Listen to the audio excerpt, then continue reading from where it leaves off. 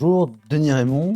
J'ai en charge au sein de la direction régionale de la formation de la Chambre des métiers PACA un pôle qui s'appelle Ingénierie pédagogique et innovation, dont l'objectif est de soutenir le développement des centres de formation sur les sujets de la pédagogie principalement. La Chambre des métiers et de l'artisanat Provence-Alpes-Côte d'Azur, c'est 9 centres répartis sur tout le territoire, donc de Nice jusqu'à Avignon et quand on monte au nord jusqu'à Gap.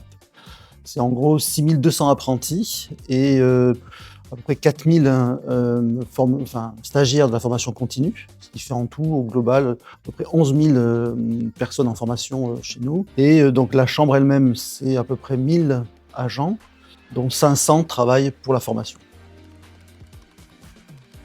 La Chambre des métiers PACA a répondu en 2023 à un appel d'offres d'EFINUM avec le 3CA BTP au sein d'un consortium. Dans ce consortium-là, nous avions 7 actions à réaliser. Parmi ces 7 actions à réaliser, 5 comprenaient le développement de modules digitaux et de serious game.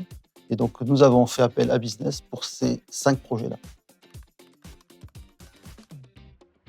Ces 5 projets concernaient les domaines du bâtiment, particulièrement les formations en maçonnerie, dans ce qu'on appelle BTS bâtiment, donc qui est plutôt de la conduite de chantier, et puis de la peinture, le titre exact, c'est peintre applicateur de revêtement, donc peintre en bâtiment. Cette démarche-là, c'est une démarche que la CMAR a sur beaucoup de sujets, qui consiste à aller chercher dans le digital d'autres moyens de faire de la pédagogie pour engager les apprenants dans des dynamiques de formation qui soient un peu plus ludiques que ce qu'on a l'habitude de faire. Nous avons travaillé avec les professeurs pour déterminer les besoins.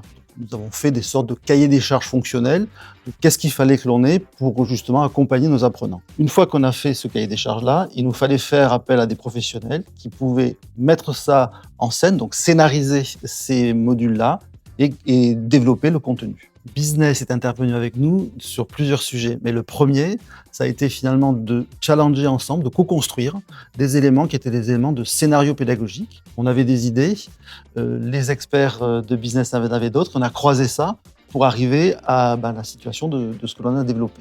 Et il y a un deuxième sujet qui était vraiment le sujet de mise en œuvre, donc sur l'aspect charte graphique, contenu, détail, précision, cohérence des éléments qui étaient des éléments produits. Business, on a pour habitude de produire des contenus et des solutions de formation sur mesure, et c'est en ça qu'on a pu collaborer avec la CMAR PACA et les accompagner, c'est-à-dire qu'on est venu s'intéresser à leurs projets pour pouvoir fluidifier l'expérience apprenant. Ça veut dire qu'on est venu s'intéresser aux apprenants, à comment ils allaient apprendre, à comment ils allaient au quotidien pratiquer et utiliser les solutions qui allaient leur être proposées, mais également comment les pédagogues, donc les professeurs de la CMAR, allaient ensuite déployer ces dispositifs. Donc c'était important d'avoir cette vision globale avant de faire une offre technique, j'ai envie de dire technologique, mais plutôt avoir cette approche pédagogique pour avoir derrière un impact beaucoup plus fort dans la transmission et le transfert et la mise en œuvre des compétences. Cet usage-là qui consiste à prendre le projet dans la globalité, c'est effectivement un apport important que Business a eu avec nous. On a souvent, et par le passé, on a nous-mêmes pu créer des contenus dans lesquels on s'intéresse juste à la production et on oublie, une fois qu'on est rentré dans la technique, les apprenants d'un côté, mais surtout ceux qui vont l'utiliser. Et donc on a constamment, avec Aurélie, les équipes, revu ces éléments-là. Est-ce que ce qu'on est en train de développer correspondait aux attentes des apprenants et comment est-ce que les professeurs, ou finalement globalement le corps pédagogique, allaient pouvoir s'approprier ces contenus-là pour ensuite pouvoir les mettre en œuvre. Et tout ça, forcément, pour avoir un impact encore plus fort dans l'acquisition des compétences. Concrètement, on peut apprécier notre collaboration par les productions. Alors qu'on avait prévu de travailler que sur des serious games, finalement, au fur et à mesure des échanges, on est arrivé à construire 2 univers un peu différents. L'univers du serious game dont l'objectif est l'action de l'apprentissage, et puis des modules un peu plus support, qu'on appelait modules compagnons, qui peuvent être utilisés en amont, qui peuvent être utilisés pendant la formation comme étant des éléments de référence, ou après la formation comme étant des éléments de révision. Et ce résultat-là, de ces 2 approches pédagogiques, de ces 2 modules, c'est vraiment le fruit de la collaboration qu'on a eue ensemble. Dans l'univers de la peinture, on a travaillé finalement sur 2 serious games qui visent le même développement des compétences par des chemins qui sont des chemins différents. Tout ça pour s'adapter finalement à des publics qui sont des publics différents et des modalités d'apprentissage qui sont des modalités d'apprentissage différentes. Dans le premier Serious Game, ce qui était important pour les professeurs, c'était que les apprenants soient clairs sur les étapes par lesquelles passer, sur les éléments de réflexe à avoir dans le cadre de l'exercice de leur métier. Et donc, dans ce premier Serious Game-là, on simule la relation avec une cliente qui va faire sa demande, et donc l'apprenti va devoir, comme un professionnel, établir le plan de travail. Qu'est-ce que je vais devoir faire, par quelle phase je dois passer, quelles questions je dois poser à la cliente pour préciser le besoin, tout ça pour délivrer le service d'un professionnel. Dans le deuxième cas, on a plutôt privilégié l'action, c'est-à-dire qu'on a des jeunes qui ont d'abord envie de faire et ensuite de savoir si c'est bien fait ou mal fait. Donc on est dans un contexte qui ressemble à celui-là, qui est un peu simplifié. Et encore une fois, ces univers-là visent l'apprentissage pédagogique, donc on une visée pédagogique. C'est pas une visée technologique. Donc, on n'est pas en train de faire quelque chose qui est du cinéma, par exemple, ou autre chose. On est vraiment dans quelque chose qui a comme objet de plonger l'apprenant dans son univers professionnel, de façon à ce qu'il puisse derrière réagir comme un professionnel. Dans ce deuxième Serious Game-là, donc on est dans la même situation avec cette même cliente qui fait ses demandes, et à ce moment-là, plutôt que de décrire formellement les étapes par lesquelles je vais passer, je les réalise et je m'aperçois si finalement j'ai oublié des choses ou pas, en fonction de la façon dont la pièce réagit, ou la peinture cloque ou commence à moisir, par exemple. Et ça, c'est un point important. Ce côté que la technologie reste au service de la pédagogie avant tout, et qu'elle ne prenne pas le pas dans l'expérience apprenant. Elle va juste permettre d'améliorer et d'atteindre la pédagogie et l'objectif visé. Sur un autre module, qui là était un module plutôt les notions de base sur le chantier, de façon à permettre à des personnes qui sont éventuellement de cultures différentes, allophones ou même avec des gens qui ont des pratiques de métier qui sont des pratiques de métiers différentes, d'être bien au clair sur le vocabulaire. Parce que finalement, c'est une chose que d'apprendre des éléments, mais le vocabulaire pour apprendre, c'est aussi un élément important. Et si, pour moi, l'objet dont on me parle n'est pas clair, ça va être difficile d'avoir l'apprentissage. Et dans ce contexte-là, d'ailleurs, la technologie qu'on a utilisée est une technologie aussi simplifiée, de manière à ce que l'environnement ne brouille pas les éléments d'apprentissage qui sont des éléments d'apprentissage essentiels. Alors, sur ce sujet-là, on a à la fois travaillé sur des éléments de base à connaître, donc à la fois le mot tel qu'il se prononce, tel qu'il s'écrit ou tel que je le prononce, mais aussi tel que je peux l'utiliser à l'écrit, par exemple. Et là, à ce moment-là, on rentre dans un niveau de difficulté qui est un niveau de difficulté important. Et donc, on a finalement, sur ce même jeu, 3 ou 4 niveaux différents en fonction de la cible qui est visée par les professeurs dans l'apprentissage. La progression pédagogique était vraiment marquée pour ce jeu-là, puisqu'on avait ce crantage, j'ai envie de dire, au fur et à mesure en montée de difficulté de la maîtrise. Le quatrième module sur lequel on a travaillé était un module là plutôt dans lequel il s'agissait d'affûter le regard du professionnel, de façon à aller chercher un certain nombre de défauts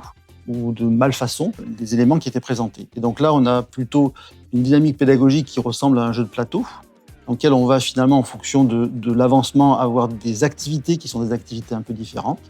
Et je vais pouvoir, du coup, m'intéresser à des malfaçons qui sont parfois liées au second œuvre, donc liées à de la maçonnerie ou à du terrassement, par exemple. Un des apports particuliers qu'on a pu avoir ensemble sur ce module-là, c'est que les sujets de malfaçon sont très variés et très vastes. L'affûtage du regard est aussi une question d'habitude. Et donc, du coup, on a pu, à un moment donné, émettre le souhait de ou simplifier les sujets ou les complexifier. Et à ce moment-là, donc la réponse que Business nous a apportée, c'est d'avoir une sorte de back-office derrière le jeu, de façon à pouvoir que chaque prof puisse pousser son ensemble de situations et pouvoir avoir à ce moment-là un jeu qui lui soit adapté, ou adapté plutôt à sa population. Ça revient à ce qu'on se disait tout à l'heure, finalement, de solutions sur mesure aussi.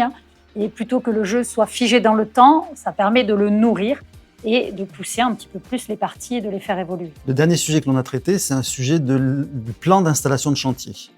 Donc le sujet de base, c'est permettre aux apprenants de passer d'une vision 2 dimensions, qui est la vision de mon plan, à une vision de 3 dimensions, c'est-à-dire la façon dont le chantier va effectivement se construire.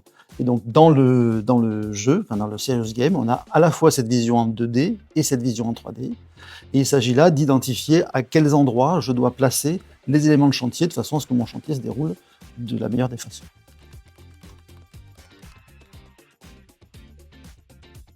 Maintenant, en termes d'impact de ce projet-là sur l'activité de la Chambre, en PACA, ce que l'on peut déjà noter, le premier élément très marquant et important, c'est l'engagement du corps professoral, enfin de nos professeurs, dans cette démarche-là, et les amener à penser différemment leur activité, qui est une activité qui, pour certains, est la même depuis une dizaine, voire une quinzaine d'années. Donc, les embarquer dans des éléments de construction, d'abord de conceptualisation, puis de construction et de validation, en les interrogeant chaque fois sur « et vous, comment ce module-là, vous allez l'utiliser concrètement dans vos pratiques professionnelles ?»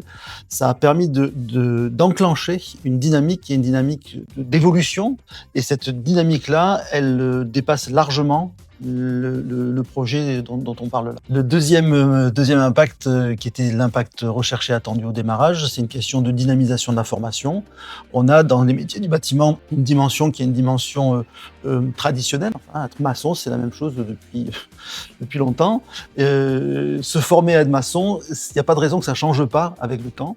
Et donc là, on a effectivement la possibilité d'attirer des publics qui naturellement ne viendraient pas vers cette formation-là ou ces formations-là par des dynamiques d'apprentissage qui sont des dynamiques d'apprentissage plus modernes, plus actuelles. Il y a une autre dimension aussi pour nous qui est une dimension plutôt d'organisation pédagogique, voire d'économie de la formation, qui est qu'en pouvant croiser des modalités qui sont présentielles, classique, présentiel avec du digital, ou voire asynchrone avec du digital, nous permet du coup d'envisager des formations d'une autre nature et des parcours de formation d'une autre nature surtout, et à ce moment-là de pouvoir mixer des publics dans les mêmes parcours ou des mêmes dispositifs, mixer des publics dont les parcours sont différents en bénéficiant des avantages de cette technologie-là et des modules qui ont été développés.